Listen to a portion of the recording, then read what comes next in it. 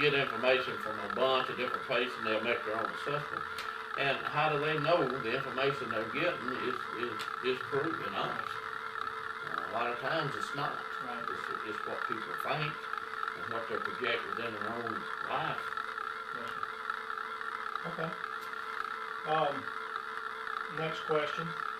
American Bulldogs, being athletic, are starting to be used pretty heavily in other sports, such as Schutzen, French ring. How do you feel about American Bulldogs being used in ring sports? Well, I think, that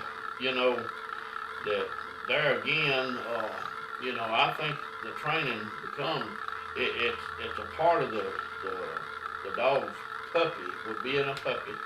I sold a dog one time 5 weeks old, and this dog is a champion dog, and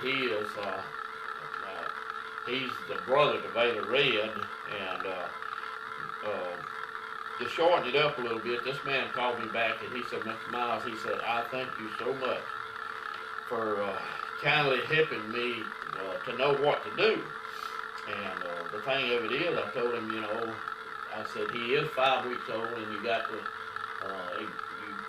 to know that he is, and not overload him or not tear him down no way. And I said that you need to start pulling with him at 5 weeks old. He bought him at 5, and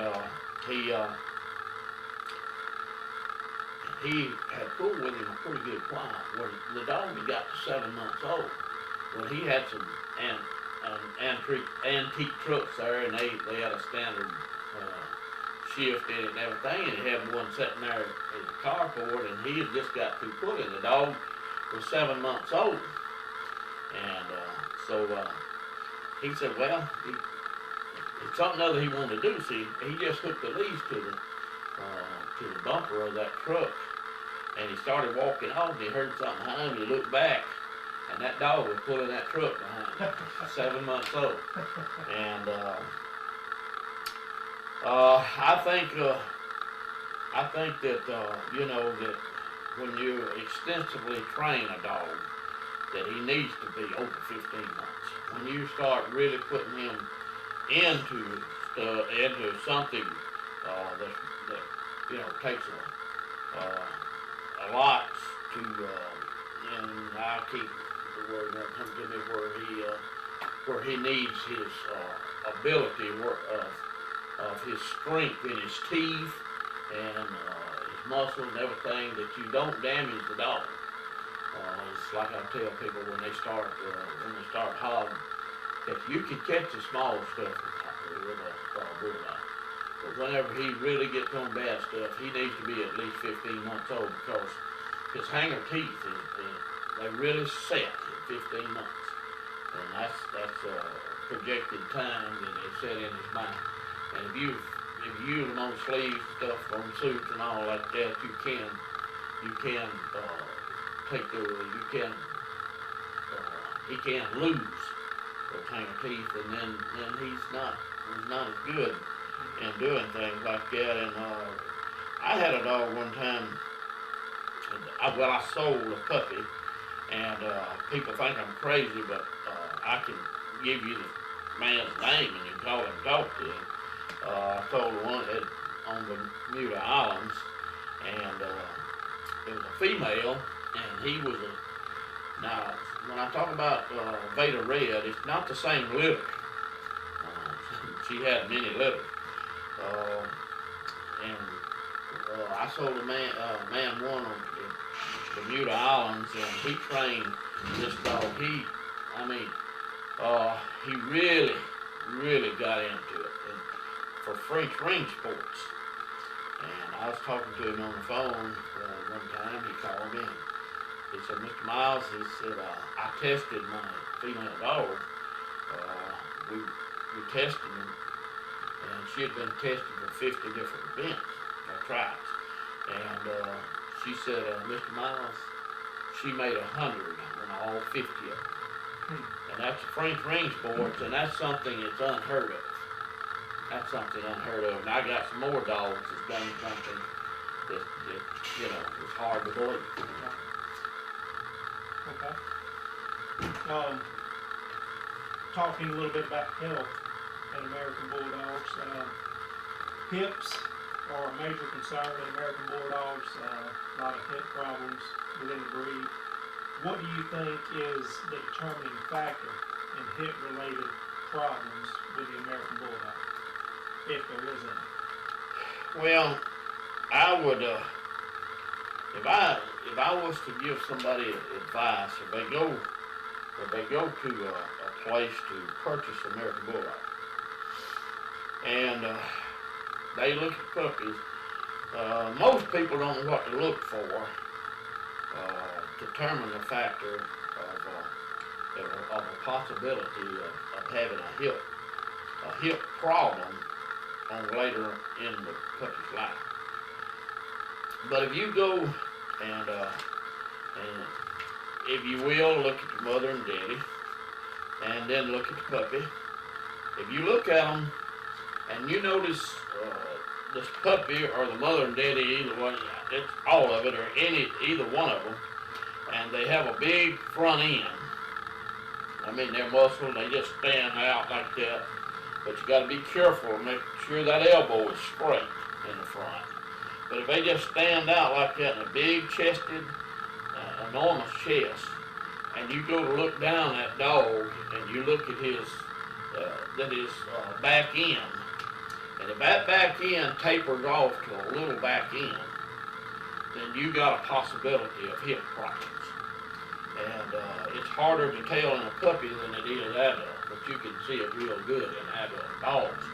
But the puppy will show it too if you really know what to look for. And I would say that, you know, they project that genes has a lot to do with hip dysplasia. Well, my theory over that, whenever I went through years of knowing and reading and about this situation, that they were just a team of doctors. They were a team of doctors trying to make a big fortune out of it. And you know, once you put something out there and people start getting a hold of it, that they become so outdone with it till they just they cannot see the real truth about things. But now I know that there's dogs. I know that there's dogs out there that people have bred that one of them you know, had a hip problem. They bred them and everything, and the puppies never had no problem. And I know that they've been OFA certified dogs, excellent, good, and they breed them and they have hip problems.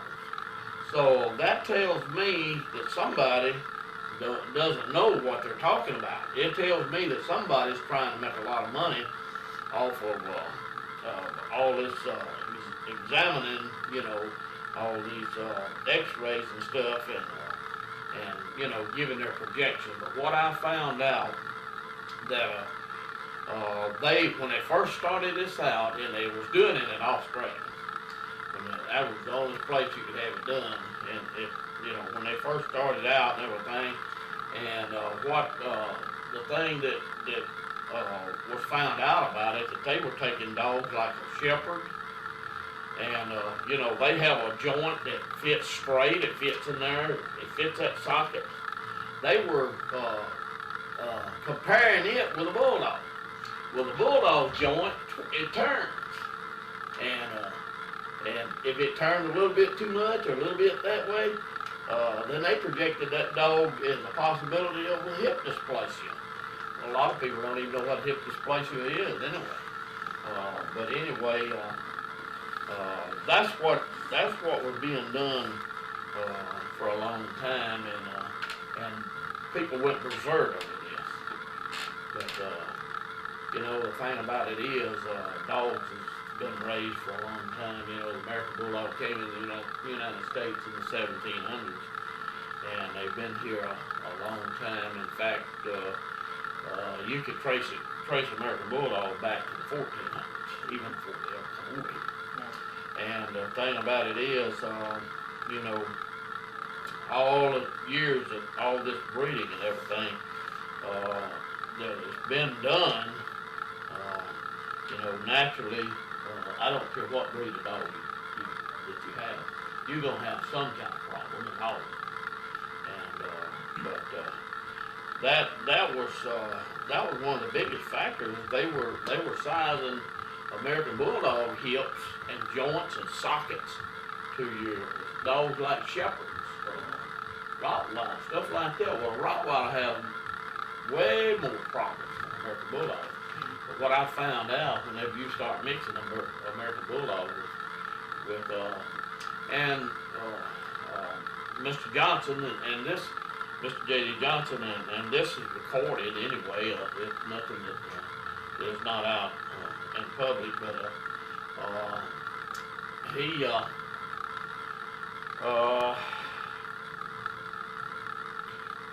his dogs, you know, and I don't know how to say this without, but anyway, when you bred your Scott dogs with them, they tend to have more problems. Because and Mr. Johnson said his own self that, you know, and he changed the name. He said, I don't have American Bulldogs. He said, I have Johnson Bulldogs. He has created the Johnson Bulldog. He doesn't call them American Bulldogs anymore.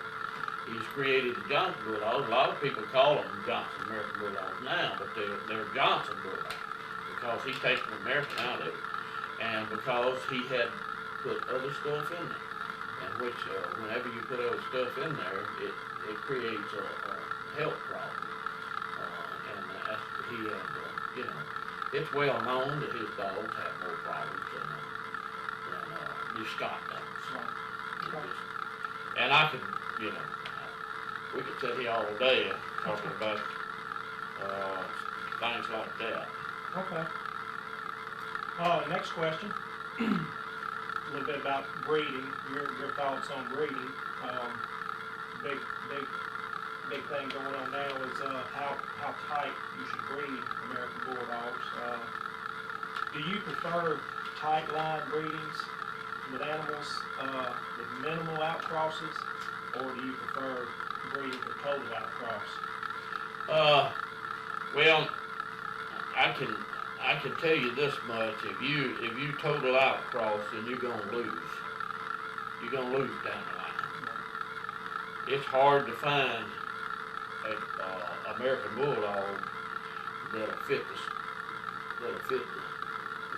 what you want it to be. It's hard to find it. If you want a true American Bulldog, it's hard to find. And the fact is that all your big time breeders, that they at times they're going to breed closer to keep their genes. And if you want to outcross it, it's hard to know. Even a breeder, it's hard to know what you need. You just don't walk up and see a dog. Boy, that is a beautiful American